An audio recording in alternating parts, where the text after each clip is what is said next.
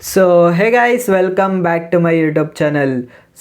I hope all going good. ನಿಮ್ಮ physics paper ನೋಡಿದೆ ಸ್ವಲ್ಪ ಕನ್ಫ್ಯೂಸಿಂಗ್ ಆಗಿದೆ ಆ್ಯಂಡ್ ಆ್ಯಸ್ ಐ ಸೆಡ್ ಯಾರು ಕಾಮಾಗಿ ಕ್ವಶನ್ನ ಕ್ಲೀನಾಗಿ ಓದಿ ಅರ್ಥ ಮಾಡ್ಕೊಂಡಿರ್ತಾರೆ ಅವ್ರಿಗೆ ಅದು ತುಂಬ easy paper.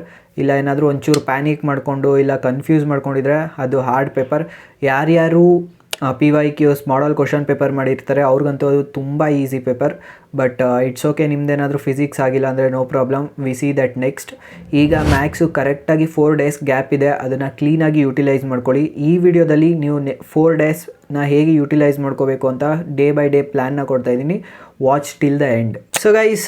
Ninth chemistry exam ಮುಗಿಸ್ಕೊಂಡು ಬಂದಾದಮೇಲೆ ಅವತ್ತು ಫುಲ್ಲು ಕಂಪ್ಲೀಟ್ ರೆಸ್ಟ್ ಮಾಡಿ. ಎಂತಕ್ಕಂದರೆ ನಿಮ್ಮ ಬ್ರೈನ್ಗೆ ರೆಸ್ಟ್ ಬೇಕಾಗಿರುತ್ತೆ, ರಿಫ್ರೆಶ್ಮೆಂಟ್ ಬೇಕಾಗಿರುತ್ತೆ. ಸೊ ಅದಕ್ಕೋಸ್ಕರ ಕಂಪ್ಲೀಟ್ ರೆಸ್ಟ್ ಮಾಡಿ. ಇಲ್ಲ ನಿಮಗೇನಾದರೂ ಓದಬೇಕು ಅಂತ ಅನಿಸಿದ್ರೆ ಒಂದು ಮಾಡಲ್ ಕ್ವಶನ್ ಪೇಪರ್ ಸಾಲ್ವ್ ಮಾಡಿ, ಅಷ್ಟೇ ಸಾಕು. And 10th start with easy chapters, relations, inverse trigonometry, application of derivatives, matrix, determinants, ಇದಿಷ್ಟೇ ಸಾಕು. ಎಂತಕ್ಕಂದರೆ ನಿಮ್ಮ ಬ್ರೈನು ಆ್ಯಕ್ಟಿವ್ ಆಗಬೇಕಾಗಿರುತ್ತೆ, ಅದಕ್ಕೋಸ್ಕರ. ಆ್ಯಂಡ್ ನಿಮ್ಮ ಕ್ಲಾಸ್ ವರ್ಕಲ್ಲಿ ಯಾವ್ಯಾವ ಕ್ವಶನ್ಸ್ ಇದೆ ಅದನ್ನೇ ಸಾಲ್ವ್ ಮಾಡಿ, ಅಷ್ಟೇ ಸಾಕು. 11th ಫುಲ್ಲು ಕ್ಯಾಲ್ಕುಲಸ್ ಮಾಡಿ. ಐ ನೋ ಕೆಲವರು ಇಂಟಿಗ್ರೇಷನ್ನ ಸ್ಕಿಪ್ ಮಾಡಿರ್ತೀರಾ ಅಂತ. It's good time to learn. ನಾವು ತುಂಬ ಡೀಪಾಗೆಲ್ಲ ಲರ್ನ್ ಮಾಡಬೇಡಿ. MCQ 2 ಮಾರ್ಕ್ಸ್ ಇಷ್ಟನ್ನು ಸಾಲ್ವ್ ಮಾಡೋಕ್ಕೆ ಬಂದರೆ ಸಾಕು, ಸೊ ದ್ಯಾಟ್ ನಿಮಗೆ ಹೆಲ್ಪ್ ಆಗುತ್ತೆ. ಆ್ಯಂಡ್ ಮಿಕ್ಕಿದ್ದು differentiation, application of integrals, differential equation, ಇದಿಷ್ಟೂ 11th ಸಾಲ್ವ್ ಮಾಡಿ. ಆ್ಯಂಡ್ 12th ಮಿಕ್ಕಿದ್ದು ಯಾವ್ಯಾವ ಚಾಪ್ಟರ್ಸ್ ಇದೆ, ವೆಕ್ಟರ್ಸ್ ಆಗಿರ್ಬೋದು, ಪ್ರೊಬಬಿಲಿಟಿ ಆಗಿರ್ಬೋದು, 3D ಜಾಮಿಟ್ರಿ ಆಗಿರ್ಬೋದು, ಅದೆಲ್ಲನೂ ಸಾಲ್ವ್ ಮಾಡಿ. ಸೊ ದಟ್ ನಿಮ್ಮ ಎಂಟೈರ್ ಮ್ಯಾಕ್ಸ್ ಮುಗಿಯುತ್ತೆ ಅವತ್ತಿಗೆ. ನೆಕ್ಸ್ಟು 13th ತುಂಬ ಇಂಪಾರ್ಟೆಂಟೇ. ಆದಷ್ಟು PYQsನ ಸಾಲ್ವ್ ಮಾಡೋಕ್ಕೆ ಟ್ರೈ ಮಾಡಿ. ಲಾಸ್ಟ್ 5 ಇಯರ್ PYQsನ ಸಾಲ್ವ್ ಮಾಡೋಕ್ಕೆ ಟ್ರೈ ಮಾಡಿ. And last year model question paper, ಈ ಇಯರ್ ಮಾಡಲ್ ಕ್ವಶನ್ ಪೇಪರ್ನ ಸಾಲ್ವ್ ಮಾಡಿ. ಆಲ್ಮೋಸ್ಟ್ 6 ಮಾಡಲ್ ಕ್ವಶನ್ ಪೇಪರ್ ಆಗುತ್ತೆ, ಅದಷ್ಟೂ ಸಾಲ್ವ್ ಮಾಡಿ. ನೀವು ಮ್ಯಾಥ್ಸಲ್ಲಿ ಎಷ್ಟು PYQsನ ಮಾಡಲ್ ಕ್ವಶನ್ ಪೇಪರ್ನ ಸಾಲ್ವ್ ಮಾಡ್ತೀರೋ ಅಷ್ಟು ನಿಮಗೆ ಹೆಲ್ಪ್ ಆಗುತ್ತೆ. ತುಂಬ ಡಿಫ್ರೆಂಟ್ ಟೈಪ್ಸ್ ಆಫ್ ಕ್ವಶನ್ಸ್ ಕೇಳಿರ್ತಾರೆ, ಅದೆಲ್ಲನೂ ನೀವು ಅರ್ಥ ಮಾಡ್ಕೊಬೋದು. ಆ್ಯಂಡ್ ನೀವೇನಾದರೂ ಆಲ್ರೆಡಿ ಪ್ರಾಕ್ಟೀಸ್ ಮಾಡಿರೋ ಕ್ವಶನ್ಸೇ ರಿಪೀಟ್ ಆಗ್ತಾಯಿದ್ರೆ ಅದನ್ನು ಸ್ಕಿಪ್ ಮಾಡಿ, ಯಾವುದು ಡಿಫ್ರೆಂಟ್ ಟೈಪ್ಸ್ ಆಫ್ ಕ್ವಶನ್ಸ್ ಇದೆ ಅದನ್ನು ಪ್ರಾಕ್ಟೀಸ್ ಮಾಡಿ. ಆ್ಯಂಡ್ ಮ್ಯಾಥ್ಸ್ಗೆ ತುಂಬ ಇಂಪಾರ್ಟೆಂಟ್ ಆಗುತ್ತೆ ಮಾಡಲ್ ಕ್ವಶನ್ ಪೇಪರು, PYQsನ ಮಾಡೋದು. ನೆಕ್ಸ್ಟ್ ಬಂದು ಪೇಪರ್ ರೈಟಿಂಗ್, ತುಂಬ important. First Tipu, right steps clearly. ತುಂಬ ಜನ ಸ್ಟೆಪ್ಸ್ನ ಸ್ಕಿಪ್ ಮಾಡ್ತಾರೆ ಮ್ಯಾಥ್ಸಲ್ಲಿ, ಬಟ್ ಮ್ಯಾಥ್ಸಲ್ಲಿ ಸ್ಟೆಪ್ಸ್ಗೆ ಮಾರ್ಕ್ಸ್ ಇರೋದು. ಸೊ ಅದಕ್ಕೋಸ್ಕರ ಎಲ್ಲ ಸ್ಟೆಪ್ಸ್ನು ಕ್ಲೀನಾಗಿ ಬರೀರಿ.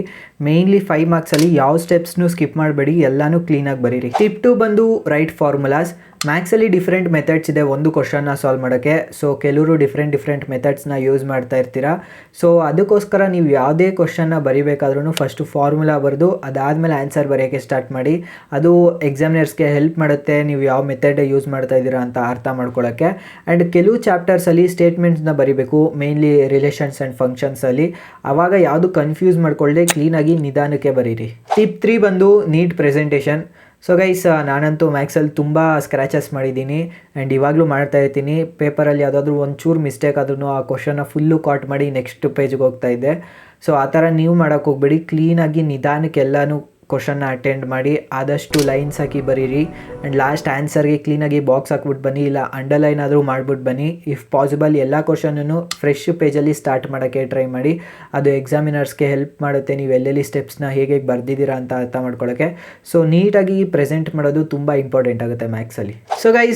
Mistakes you need to avoid. First one, ಕ್ವಶನ್ನ ಕರೆಕ್ಟಾಗಿ ನೋಡದೇ ಇರೋದು. ಒಂದೇ ಒಂದು ಡಿಜಿಟ್ ನೀವು ರಾಂಗಾಗಿ ತೊಗೊಂಡ್ರೂ ಹೋಲ್ ಸಮ್ ರಾಂಗ್ ಆಗುತ್ತೆ. ಸೊ ಅದಕ್ಕೋಸ್ಕರ ಕ್ಲೀನಾಗಿ ಕ್ವಶನ್ನ ನೋಡಿ ಅದಾದಮೇಲೆ ಆನ್ಸರ್ ಬರೆಯೋಕ್ಕೆ ಸ್ಟಾರ್ಟ್ ಮಾಡಿ. ಸೆಕೆಂಡ್ ಒನ್ನು, ಸ್ಟೆಪ್ಸ್ನ ಸ್ಕಿಪ್ ಮಾಡೋದು. ನಾನು ಆಲ್ರೆಡಿ ಹೇಳ್ದಂಗೆ ಮ್ಯಾಥ್ಸಲ್ಲಿ ಸ್ಟೆಪ್ಸಿಗೆ ಮಾರ್ಕ್ಸ್ ಇರುತ್ತೆ, ಮಿನಿಮಮ್ ಸ್ಟೆಪ್ಸ್ ಅಂತ ಇರುತ್ತೆ. ಸೊ ಅದಕ್ಕೋಸ್ಕರ ಎಲ್ಲ ಸ್ಟೆಪ್ಸ್ನು ಕ್ಲೀನಾಗಿ ಬರೆದ್ಬಿಟ್ಟು ಬನ್ನಿ. Third one, spending more time on one question. ನಿಮ್ಗೆ ಯಾವುದಾದ್ರೂ ಕ್ವಶನ್ದು ಆನ್ಸರ್ ಬರ್ತಾ ಇಲ್ಲ ಅಂತ ಅನಿಸಿದ್ರೆ ಅದನ್ನು ಸ್ಕಿಪ್ ಮಾಡಿ ನೆಕ್ಸ್ಟ್ ಕ್ವಶನ್ಗೆ ಹೋಗಿ.